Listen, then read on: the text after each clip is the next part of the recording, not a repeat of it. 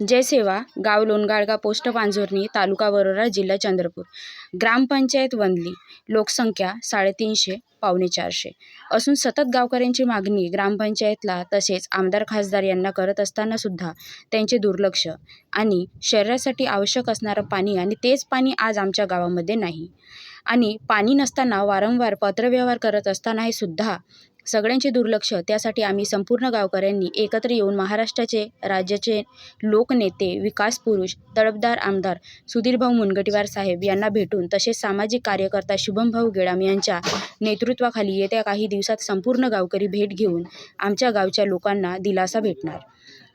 कोटून पाणी आणू आम्ही ठकून गेलो. प्याचं सुद्धा पाणी रोडवून आणायला लागते आम्हाला.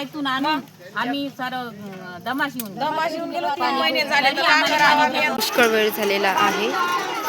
या बोरिंगला पाणी नाही येऊन राहिलं. आता आमच्या गावात इतकी हे चालली टंचाई पाण्याची की आम्हाला आज मी 75 वर्षाची आहे तरी पण पाणी आणते मी डोक्यावर. इतकी घरात इतकी प्रॉब्लेम चालली आहे. घरी लहान लहान मुलं आहे त्याच्यामध्ये पाणी टाकायला नाही आहे.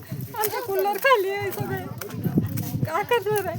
कधी मरायचे याच्यात लागले. आता असं जर राहिलं तर पोरं लहान पोरं कसे जगायचे, म्हातारी माणसं कसे जगायचे. आज बिमार झालेले लोक असे तडफडत आहे बिना पाण्यानं. एवढीच अपेक्षा आहे आम्हाला. प्याचं पाणी आणि बाहेरचं पाण्याची योजना आम्हाला करून द्या. नाही गेलं बस झालं एवढं. आम्ही जातो नाही तर जातो. नाही तर मग आता आखिर पर्याय तोच उरला आहे ना. आखिर नाही आमचं इथं व्यवस्थाच नाही झाली तर आम्ही कशावर जगणार आहे बिना पाण्याने. मग तर जावंच लागणार आम्हाला. जर तुम्ही थोडीशी आम्ही ग्रामपंचायत मध्ये जाऊन सगळ्यांना आम्ही भेट देऊन आलो पण आमच्या गावामध्ये पाणी सुविधाच नाही दिली आहे. पंचायत समितीमध्ये जाऊन आलो. लहान लहान मुलं घेऊन काय करायचं आम्ही. या लोकांना सांगितलं तर आज देते उद्या देते. पाण्याची समस्या आमची दूर होणार आली आहे. मार्च महिन्यापासून पाण्यात 3 महिने झाले. आज पाण्याचा आमच्या गावात पत्ता नाही आहे.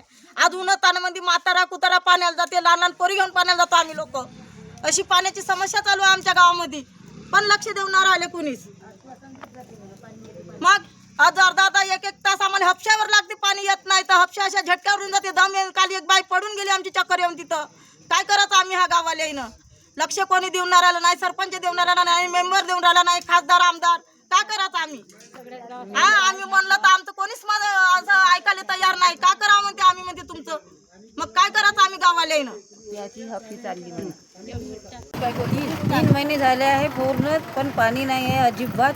छोटे मोठे बच्चू लोक उष्माघाताचे प्रकार बळी झाले आणि पाणी अजिबात नाही आहे. छोटे बच्चूंना पाळण्यात झोपावं की कूलरमध्ये लावावं हा एक प्रॉब्लेम आहे. कूलरसाठी पाणी नाही आहे आणि पिण्याचं तर पाणी अजिबात नाही. बसस्टॉपवरून 2 किलोमीटर जागा आहे तिथून पाणी आणावं लागत आहे. पाणी पिण्याचं जवळ नाही.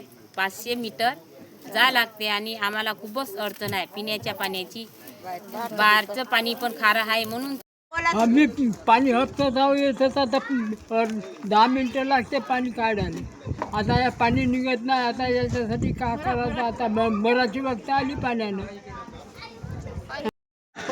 आम्ही हपसो आमचं पोट घेऊन राहिलं. आम्ही दिवसभर संध्याकाळपर्यंत आम्ही पाणी भरतो. माझ्या आईची तब्येत बिघडून गेली.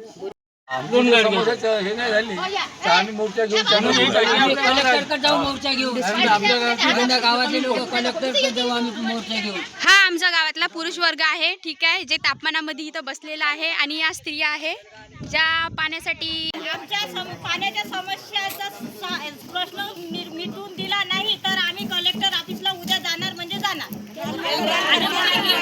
आणि आम्हाला पहिले पाण्याची समस्या हे करून द्या, सॉल्व करून द्या. त्याच्यानंतर मग तुमच्या कलेक्टर ऑफिसला यायचं नाही यायचं मग पाहू लागत. पण आलं नाही उद्या आमचं सॉल्व झालं नाही तर उद्या आम्ही कलेक्टर ऑफिसला येतो. तर सगळी महिला मंडळी रेडी आहे. आम्ही रेडी आहे.